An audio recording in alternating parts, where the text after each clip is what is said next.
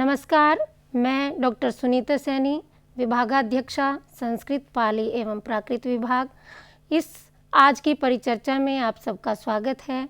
आज हम एक विशेष संवाद के लिए उपस्थित हुए हैं और हमारे समक्ष विद्यमान हैं स्वामी अभिनव बालानंद भैरव। आपका स्वागत है सर। इस परिचर्चा में सर का परिचय प्राप्त कर लेते हैं। आप मूलतः केरल के निवासी हैं। आपका जन्म नाम AR कृष्ण कुमार है।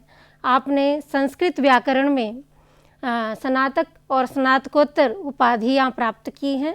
उसके पश्चात आपने MBA व कंप्यूटर एप्लीकेशन में PG डिप्लोमा किया है। आप पुरातन एवं आधुनिक विज्ञान का संगम कहे जा सकते हैं। संस्कृत भाषा के आप मर्मज्ञ विद्वान हैं। विविध लिपियों के ज्ञाता हैं। संस्कृत, हिंदी, मलयालम, तेलुगु, तमिल, कन्नड़, उर्दू, पंजाबी आदि विविध भाषाओं में संवाद करना जानते हैं। वर्तमान में शारदा प्रतिष्ठान में निदेशक का पद संभाल रहे हैं। इस विश्वविद्यालय के संस्कृत पाली एवं प्राकृत विभाग में विशेष व्याख्यान हेतु आप उपस्थित हुए हैं। समस्त संस्कृत परिवार की ओर से मैं आपका बहुत स्वागत करती हूँ। आप वर्तमान में एक विशाल प्रोजेक्ट पर कार्य कर रहे हैं, जिसमें संस्कृत ग्रंथों को डिजिटल करना, विविध कोशों के अनुसार उनका अनुवाद करना, डॉक्यूमेंटेशन करना सम्मिलित है। इस कार्य के लिए आप भारतवर्ष का भ्रमण कर रहे हैं। उत्तराखंड के सभी तीर्थ स्थानों का डॉक्यूमेंटेशन करने के उपरांत आप हरियाणा पहुँचे हैं। आइए हम उनसे उनके बारे में और उनके प्रोजेक्ट के बारे में जानते हैं। सर, आपका एक बार फिर से स्वागत है। आपकी शिक्षा के संबंध में हम पहले बात कर लेते हैं। आपकी औपचारिक और अनौपचारिक शिक्षा कहाँ से हुई? आप हमारे दर्शकों को और हमें इस बारे में अवगत कराइए। मैं केरला से ही बिलोंग कर रहा हूँ, कोच्चि से ही। और 4th स्टैंडर्ड के बाद 4th तक हमारा केरला का जो मलयालम एजुकेशन ही है। उसके बाद 5वीं क्लास से मैं संस्कृत में ही हूँ। और प्री डिग्री, डिग्री और MA हमारा जो संस्कृत महाविद्यालय वहाँ पूरा विशेष पद है। और वहाँ के बाद PG के बाद में स्पेशल एजुकेशन, स्पेशली हम सोचा कि मैनुस्क्रिप्टोलॉजी, पांडुलिपि विज्ञान के ऊपर हम लोग एक वर्कशॉप कराया था जो जिम्या मिशन का वहाँ, तो उसके साथ मैं जुड़ा। और वासुदेवन पोटी, प्रोफेसर वासुदेवन पोटी है जो व्याकरण और वेदांत का जो अपार पंडित है जो प्रोफेसर, उसके साथ मुझे 2 क्रिटिसिज्म वर्क करने के लिए, जो मीमांसा शाबरा भाष्य के ऊपर और ब्रह्मसूत्र शंकर भाष्य के ऊपर काम करने के लिए मैं चांस मिला सर के साथ। तो वो 2 सब्जेक्ट था मेरा इम्पोर्टेंट। फर्स्ट एक व्याकरण के नाते और वेदांत के नाते, और उसके आगे मेरा औपचारिक और अनौपचारिक इकट्ठे चल रहे हैं। उसके बाद मैं विद्येश्वर दत्त से निरुक्त सीखा, स्पेशली क्योंकि आज के ज़माने में बहुत कम लोग निरुक्त सीखते हैं। तो विद्येश्वर दत्त जी ने बोला कि निरुक्त का नहीं हुआ तुम आगे नहीं चला पाएंगे, तो मैं निरुक्त सीखने के लिए रहा। उसके बाद वेद उसका परम प्रामाण्य है, तो प्रभाव जी के साथ में बैठकर वेद का अध्ययन किया। औपचारिक अनौपचारिक दोनों साथ साथ चलना चाहिए, इसीलिए। और मैनुस्क्रिप्टोलॉजी मेरा इंटरेस्टिंग सब्जेक्ट था, इसी के कारण से नियर अबाउट 19 to 20 ईयर्स में फील्ड में ही है। और बहुत सारे लोगों से सीखा, जो ब्रिज बिहारी चौबे हो, और कुरुक्षेत्र में सुरेंद्र मिश्रा सर हो, कलकत्ता रत्ना बसु मैम हो, गुजरात में वसंत कुमार भट्ट सर हो, उसी से बहुत सारा सीख कर आया। और मिनिस्ट्री ऑफ कल्चर से लास्ट में एक 18 मंथ्स का स्पेशल ट्रेनिंग था, जो शारदा स्क्रिप्ट का स्पेशल एजुकेशन, और इंडिया का सबसे बड़ा एक स्कॉलर है त्रिलोकीनाथ गंजू सर। और 18 मंथ स्पेशल ट्रेनिंग था सर के साथ ही बैठकर, उसका घर में बैठकर। It was a luck for me. और उसके बाद साथ साथ काम भी किया, director state archives of Kashmir में था लास्ट में। फिर वहाँ से मैं central council sir Ayurvedic science, जो आयुर्वेद का मेन सेंटर है, उसी में काम कर रहे थे। बेंगलुरु में रीजनल रिसर्च इंस्टीट्यूट जो है, वहाँ हम लोग जो लिटरेरी विभाग है आयुर्वेद का, उस तक किया 2013 तक। फिर मैं वो ऑफिशियल सारा छोड़ा और मैनुस्क्रिप्टोलॉजी और उसी में बच्चे लोगों को कैसे सिखा दिया जाए, और औपचारिक अनौपचारिक में हम जो सीखा है वो लोगों को कैसे पहुंचा जाए, उसी के आधार पर हम लोग एक इंस्टीट्यूट खोला मैसूर में। 2008 में ही स्टार्टिंग किया था। और उन्मेषा रिसर्च क्या नाम इंस्टीट्यूट है सर इंस्टीट्यूट का? उन्मेषा रिसर्च इंस्टीट्यूट ऑफ इंटोलॉजी, वो 2006-2007 से स्टार्टिंग किया था, अभी भी चल रहे हो। और 2018 में मैं पूर्ण दीक्षा में हमारा कश्मीर बंद से मेरा स्वामी जी थे। 2004 से ही मैं संन्यास लिया हूँ, लेकिन उसका पूरा ट्रस्ट लेने के लिए मुझे परमिशन मिला 2018 में। तो स्वामी जी ने बोला कि पूर्ण संन्यास ले ली, तो 2008 में मैं पूरा संन्यास लिया, औपचारिक लेवल में संन्यास ट्रस्ट पहना। तभी भी मुझे लगा कि भारत में अभी जो शिक्षा हम लोग लिया है वो ऋण तो बाकी है, बच्चों को लाना बहुत ज़रूरी है, उन लोगों को समझाना बहुत ज़रूरी है। तो जूनागढ़ से लेकर बहुत सारा सन्यासी पंथ इस धर्म का जो व्यवस्था में कुछ करने के लिए आगे आए हैं। तो हम लोग सन्यासी पंथ के एक स्पेसिफिक ट्रस्ट रूपीकरण किया, शारदा प्रतिष्ठान बोल के 2018-2019 से, उसके आधार पर अभी काम चल रहे हैं। आपने अब तक जो शोध कार्य किए हैं वो किस किस विधा पर हैं और कितना पूर्ण हो चुका है और अब क्या कर रहे हैं? मेरा सब्जेक्ट व्याकरण है, आपको मालूम है, इसलिए मेरा सिद्धांत कौमुदी के ऊपर ही था पहले वर्क। नियर 3900 पेजेस का बड़ा बुक है वो, प्रकाशित हो गया? प्रकाशित हो चुका है, और फर्स्ट व्याकरण में ही थे। कहाँ से प्रकाशित हुआ? उन्मेषा रिसर्च इंस्टीट्यूट एंटोलॉजी हमारा मैसूर डिवीजन से ही है।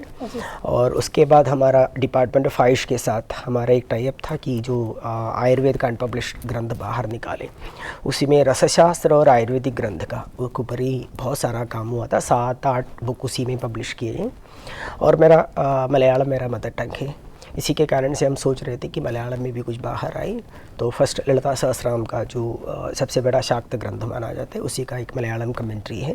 हम लोग पदवृत्ति, जैसे हम व्याकरण में पदवाक्य प्रमाण में, उसी के आधार पर हम ललिता सहस्रनाम का व्याख्यान किया था।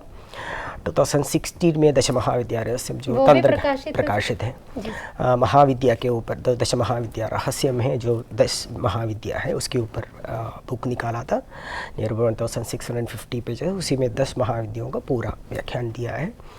और 2019-2020 है, अष्टांग हृदय का व्याख्यान किया था, जो न्यू कमेंट्री है, उसी में भी। अभी 2018 से हम 3 बुक पर मेन फोकस दे रहा है। एक चंडी सप्तशती, पूरा भारत में वो यूज़ कर रहा है वो, और नाट्यशास्त्र, और एक सौंदर्य लहरी। ये 3 टेक्स्ट में हमारा अभी वर्क चल रहा है। सौंदर्य लहरी मीन चंडी सप्तशती का वर्क पूरा हो चुका है, फिर भी उसका फाइनल प्रूफिंग करने उसी टाइम में हम निकला।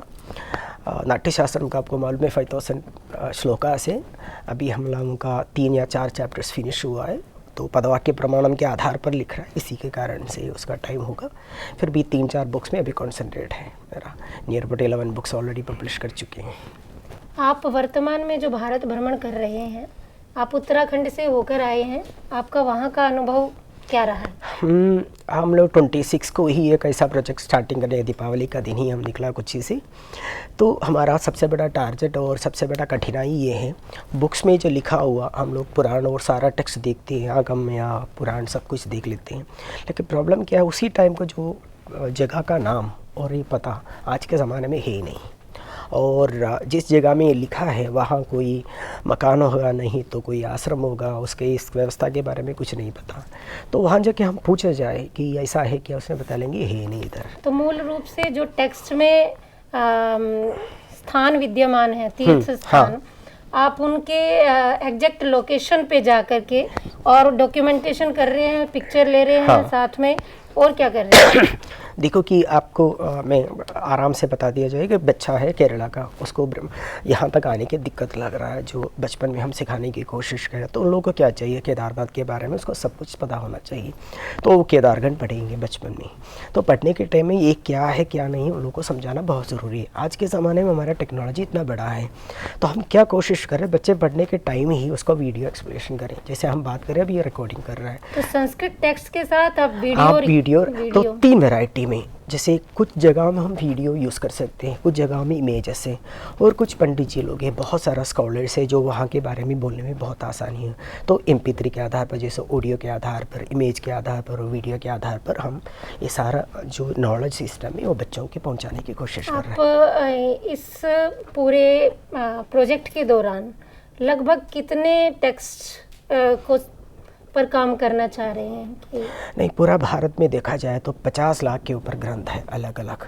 अलग अलग सब्जेक्ट में, जो मेरा नहीं है, एनएमएम का जो सर्वे डिपार्टमेंट में किया है, और 10 साल के ऊपर एनएमएम में काम किया हुआ एक व्यक्ति के नाते स्पेशली कैटलॉगिंग में इतना बुक्स अवेलेबल है कि कोई पढ़ने के लिए हिम्मत ही नहीं करते कि अलग अलग स्क्रिप्ट में है। वो सब प्रकाशित तो नहीं होंगे? नहीं है, और प्रकाशित किए हुए भी तब भी उसका मीनिंग और उसका अर्थ संग्रह नहीं हुआ, जो संस्कृत में वर्ड्स का मेन काम है।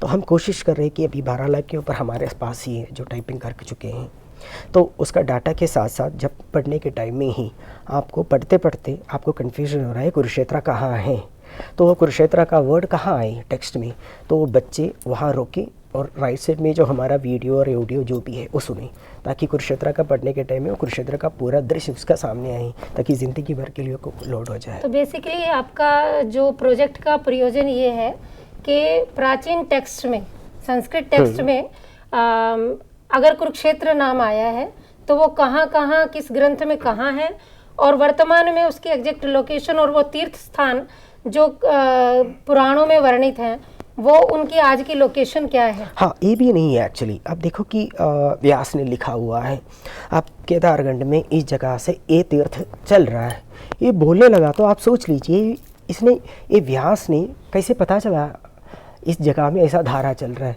आज के ज़माने में हम लोग कार में जाने के बावजूद भी वहाँ पहुँच नहीं पा रहा है, तो एक आचार्य पूरा भारत का ठीक तरह से देखा भी, और जैसा लगता है कि एरियल व्यू के मुताबिक देखा भी, और वो टेक्स्ट लिखा है और कथा के साथ, तो ये कैसे निकाला हुआ है, ये तो ढूंढना बहुत ज़रूरी है। और इसका आशय ये है कि हम लोग बताएं शास्त्र में ब्रह्मांड और पिंडांड का एक आपस में एक तालमेल है। जैसे आप अंदर के एक धारा के बारे में या नव के बारे में बोल रहे हैं, पिंडांड में योजन करके ही व्यास लिखा है, तो हम कोशिश कर रहे हैं कि क्यों गंगा का नाम गंगा हुआ, क्यों यमुना लिखा है, कुछ कारण तो होगा उसका, एक ऐसा नाम नहीं डालते।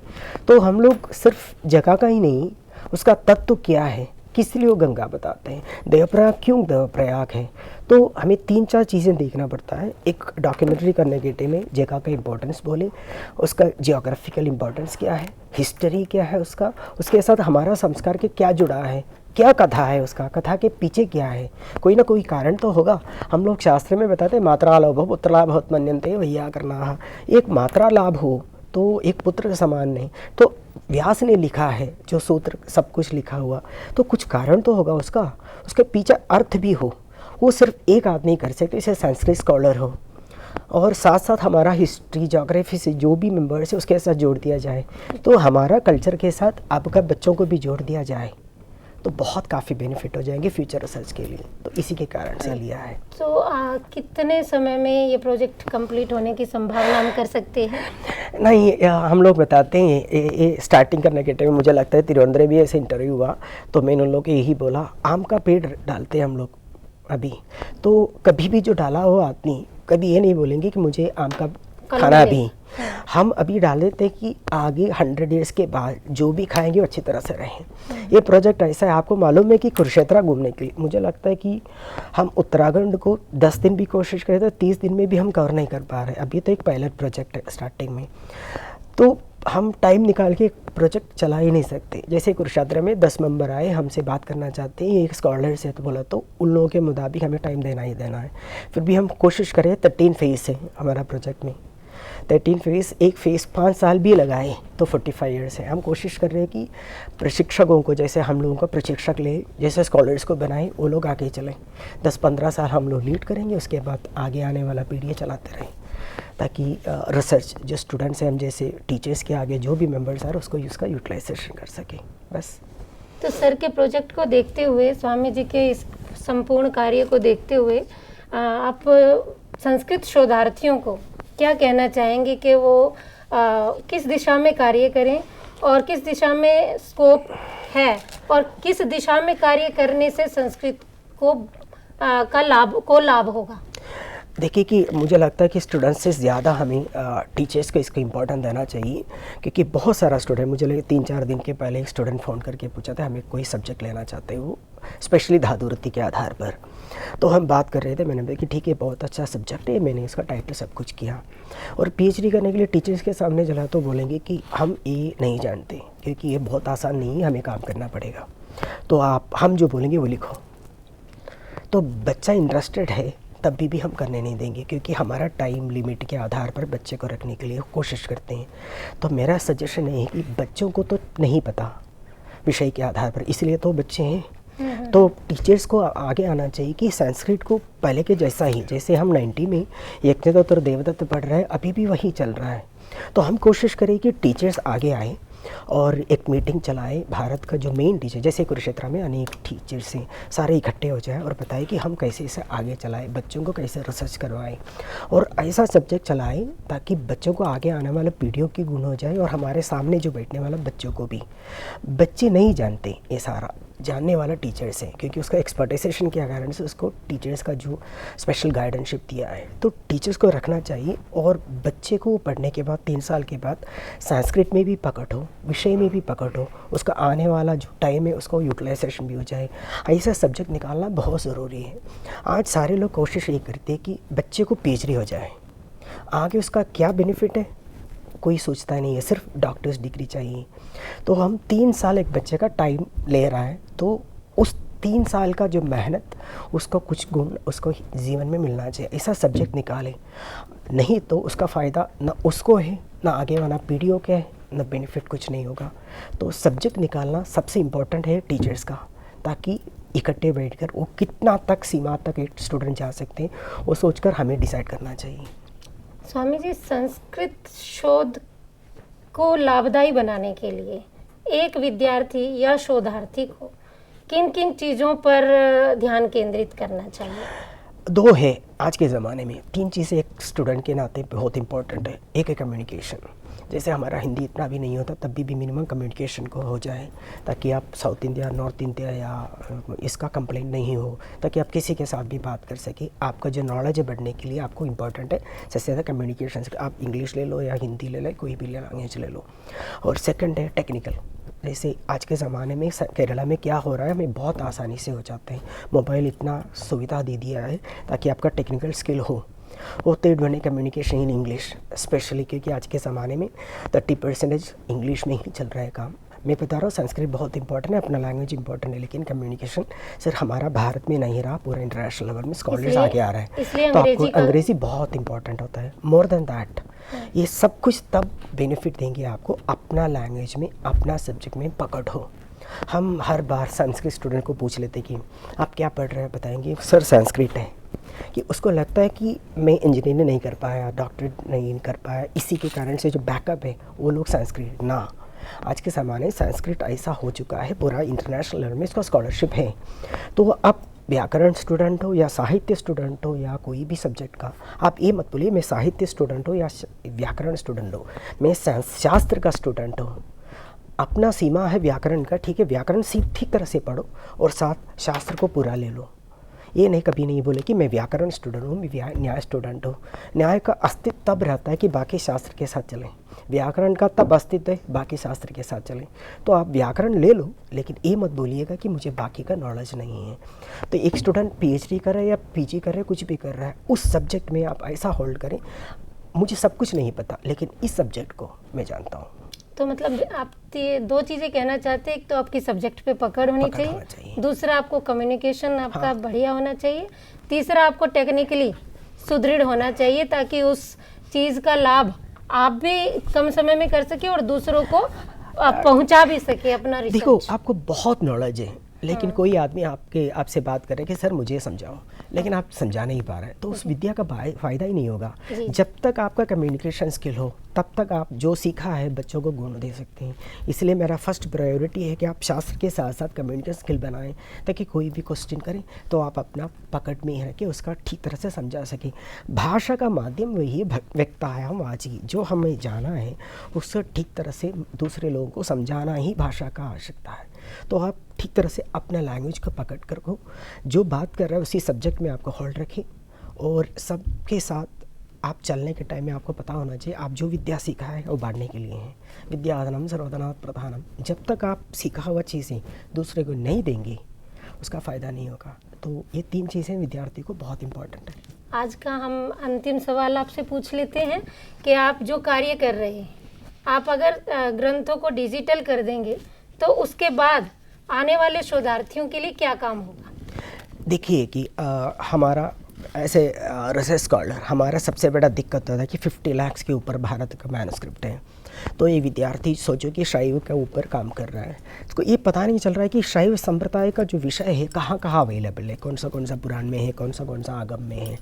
तो बच्चे को पूरा सब्जेक्ट निकालना पड़ता है, पूरा ग्रंथ निकालना पड़ता है, नहीं होता। अभी हमारा डिजिटाइजेशन हो गया, मीन्स हमारा डाटा इंजन हो जाता है, तो शैव संप्रदाय का शैव टाइप करें, पूरा कहाँ कहाँ इसका कनेक्टेड है, पूरा आपका सिंगल टच में आ जाएंगी।